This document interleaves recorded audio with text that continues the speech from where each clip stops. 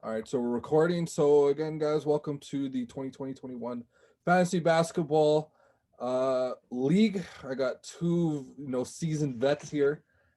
In fact, actually, I think they're second and third in our standings here. So yeah, we go 1, 2, 3 here in the league. I had to go with the best of the best, of course, to start off this, this video. Do you hear that, Abel? Do you hear that? Where is that, Well, Matt? Let's settle down. I we only got one champion on the podcast. Yeah, I gotta. Oh yeah, you are. You're the current champion. Not COVID. COVID is the current champion. Okay. Yeah, forgot that COVID. Yeah, COVID won last year, right? So, yeah. So I got my season bets. I'll introduce them. I got first of all Jonas, with Wet Like I'm Book. And Wet Like I'm Book. Like I'm Book, and then we also got Luke there with Harden, a strip club, I believe it still is. He's got a fascination for Harden there. I don't know what's going on him in strip clubs there. So. Yeah, you can anyway. Love them both. I love them both. So we'll start. Like I said, we'll just start with what you think about your own teams this year. How you felt overall. What you're looking forward to and all that. So start with Jonas, I guess. I was gonna go for it. I was gonna say I'm starting. I blessed y'all. I felt bad for y'all. I was running amok in this league, so I was like, I called Anthony Davis. I was like, Davis, it's not fair. It's not fair for these kids. You got to go out. You got to go out injured for a couple of weeks so that they can catch up and get a chance. Because I was like, 5-0, 6-0 at the beginning of the league. And now if Davis comes back, he comes back in the playoffs. Hopefully, he can give me like 1 or 2 weeks in the playoffs. You might as well just give me the belt. Right now. I like my team. I drafted well. My players are playing well. My players are healthy. And we are right in home stretch. So watch out, guys. Watch out. Who would you say is your, with Anthony Davis being out for so long, who would you say was probably your best player or, couple players that, you've really relied on this year? I got some old reliables. Chris Paul has been excellent. I drafted him pretty late for what he's done in the season. He's been pretty healthy. So fingers crossed, knock on wood, he can stay healthy. My draft gem was Tyrese Halliburton. I drafted him super late and he's been a top 50 player for me. So those two are my standouts, and you got your classics, your Paul George, your Lowrys. But my proudest one is Halliburton for sure. Halliburton, yeah. I think, and I'll talk to Luke about this. I think the best thing is always trying to find that high value guy. We all know, like, those top performers are typically going to, do really well for you, or you're going to be very consistent. But when you can find that diamond in the rough, like you say, Halliburton being one of those guys, it uplifts your team. It changes your team. It changes your team. If you can get like a top 50 guy at the end of the at 150, it's a game changer. And with respect to Chris Paul, I think, wow, like the Suns killed it with that. Yeah, they've been having a good year. He's a culture changer. Like, he's a guy that's going to change the whole culture and whole makeup of your team. With Booker, making the All-Star game. I think he played. Was he injured? I forgot. Yeah, he made the All-Star team, but he didn't play. He was injured. So he made the team, and I think a lot of that really he should be thanking Chris Paul for.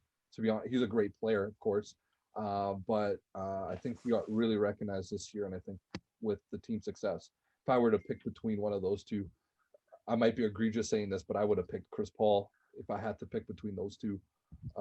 And I, a lot of it, I think, just attributes to Chris Paul and how much he's made the Suns relevant. And unfortunately, I have to hear it from the other Luke all the time now. So I don't think that's that egregious. I think they're, like, in terms of fantasy, I think there are a lot of people who would take Chris Paul over Devin Booker for the year that they're having. Right. Yeah, definitely. So Jonas right now is number 2. Or number 3 right now. Number 3, yeah. I mean, it's literally a crapshoot at this point with our league. It's insane. We'll talk a little bit more about the standings here. But I want to get to my boy Luke, the other Luke here, who's also having a fantastic season, I have to say.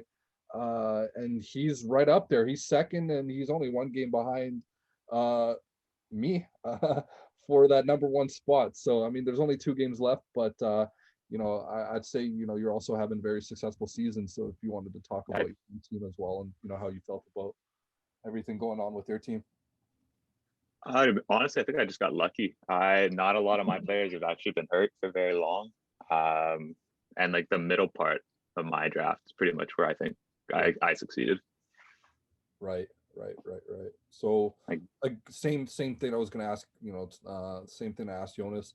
What players would you say have really like pushed you, to that top or echelon of the league? I just think I hit on the middle rounds. Like I got like the Jalen Browns, I got the Jimmy Butler, like I got a lot of well-rounded guys. And the trades that I made, like I made 2 big trades in the year. Mm-hmm. Anthony Edwards, I think I got at the right time. Sorry, Luke. Not But, sorry, yeah. not sorry.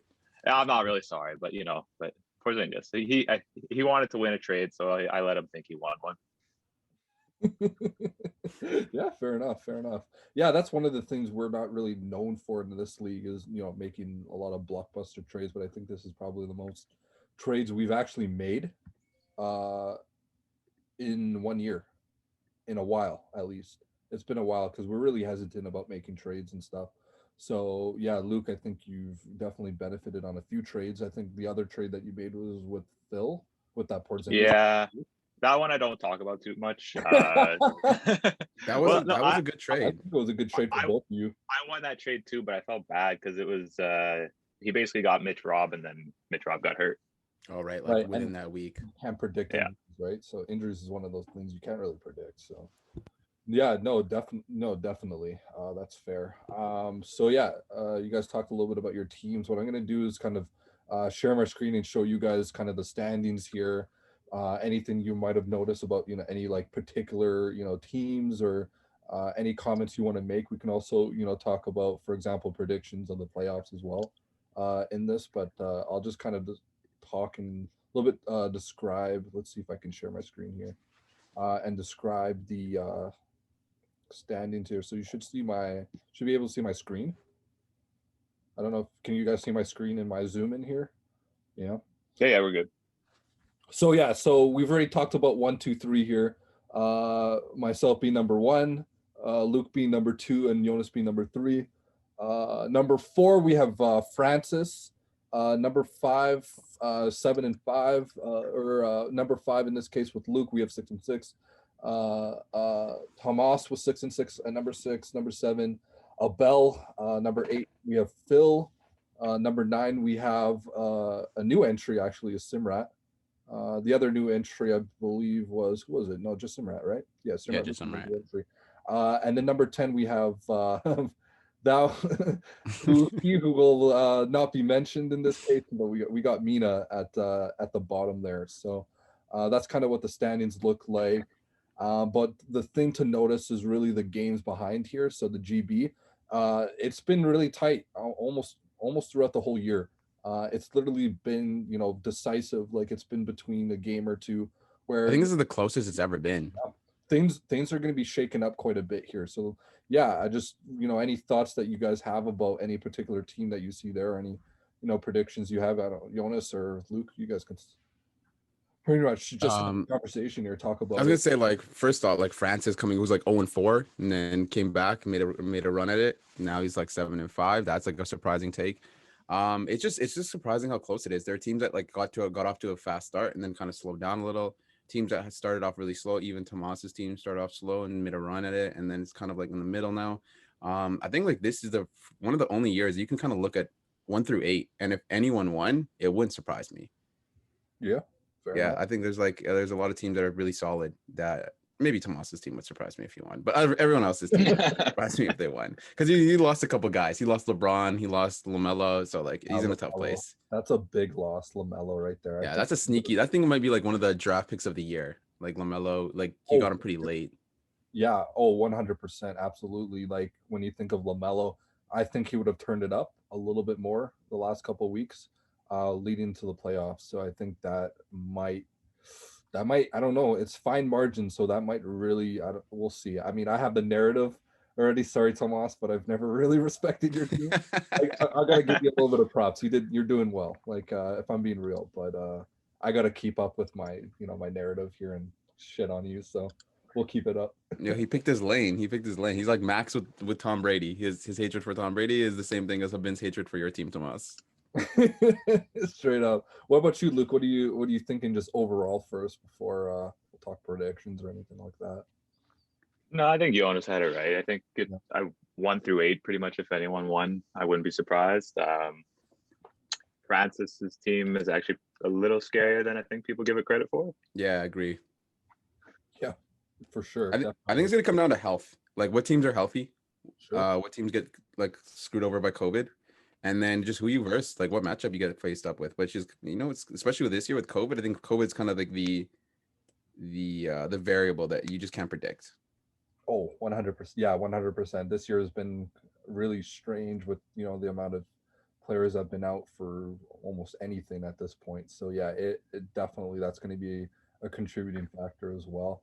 Another team to look out for, which I'm not going to lie, I'm hopefully trying to avoid, is the other Luke Benner. Yeah, He's scary. his team looks pretty scary. I'm trying to avoid him as well. I'll be honest. I thought, trading with him because he was at the bottom, like, okay, well, this trade's not going to mean much. But looking at his team now, if they're healthy, and we can kind of just go to the predictions. I really think it's either going to be him or Francis this year. If I were to pick between the two teams, I'd say, those are probably the two teams that are going to, outlast everybody else. But again, like you guys said, it's pretty much a crapshoot. But I really like those two teams. I don't know if you guys had any other predictions or. I think like it really could, yeah, like health. I'd say Luke Penner's team is probably the favorite right now. That's who I would probably, if I had to bet money on it, that's what I bet. But after that, it's really like if people get healthy, like hate to admit it, Abel's team is pretty solid.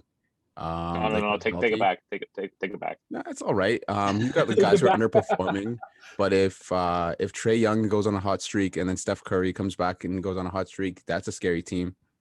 As a team you don't want to play off in like 1 week. Even Phil's team isn't half bad. Yeah, Phil for me is a bogey team. Like if I play him, I lose, and I lose 5-4 to like one bullshit block. So, like that's probably what's gonna happen if I match up with him, and I'll probably choke again. I'll probably get first, and I'll probably choke again. Yeah, it's a bad omen. I think you need to secede. I got bad juju. I think it might be time to retire, guys. Yeah, if you're in first and you get lose in the first round, I think we need to get you out of the league. Just switch with James there. Yeah, I was gonna say this is just not you can just run the league for us, but you can't play in it. Honestly, I'd be fine with that at this point. It's been like you're on a 10-decade, not 10-decade, 1 decade run. We started this in 2012 and that you won the first year and you haven't been. Yeah, it's been like a decade now. I have the history or whatever, but yeah, I think we've actually all won it. So again, season bets, we've all won it. Yeah, champions only. Let's see, Luke has 2. Luke Penner has 2. Yeah. And I don't want him to three-peat. I don't think anyone wants a man to three-peat. No, yeah. Before anyone goes back to back or wins 2, Luke cannot three-peat. I'll start trading players to whoever Luke cannot win.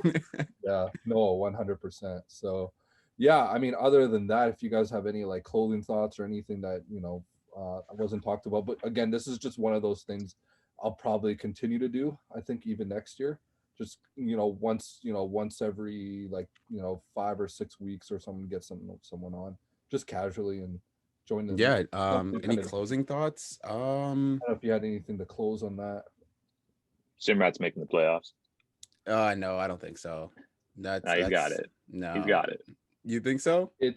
Are you being serious? It's possible. It's possible, but it's not likely. He has to win. Who's it? He'd have to beat me this week and then beat Mina next week, and then he'd need Tomas or Phil to lose 2 weeks in a row. And Tomas is blowing out Mina. So. Well, you know what, Tomas, Abel, or like if one of those guys, I guess like Luke. You know what? That's not as crazy as you think. It's doable. It's Phil that's in 8th place right now. Yeah, because if he wins 2 and any of 5 through 8 lose to, then it just goes to a tiebreaker. Yeah, I don't even know. I forgot what the Yahoo tiebreaker is, but we'll figure that out. Yeah. We'll see it when I see it. Like I don't really. But yeah, I guess so. Is that like your bold pick? Is Simrat getting to the playoffs? That would be my bold pick. It would be a whole lot further than GK got. So. Shots. No, we don't want to speak of the L. He's not, he's. You don't even hear it, so it doesn't even matter. Well, I don't know. He might be stumbling across my YouTube channel nowadays. I got some subscribers on there now, so Habin's made it. I'm making it. I'm trying to get to 100. I'm not gonna lie. I'll put it on here. I'm trying to get to 100. I'm at 81. 100 subscribers. I'm at 81 right now. So no, okay. Oh, You want to get big enough for them to cancel you. That's the dream. yeah, I'm gonna stop sharing here. So we'll finish off there for today, folks. So thank you so much for chiming in or joining in, and we'll see you next week with a couple more guests here. I'm taking this shit back next year, like, swear to God. I'm taking this shit back next year, like, swear to God. I'm taking this shit back next year, like, swear to God. I'm taking this shit back next year, like, swear to God. Champion. Fuck you.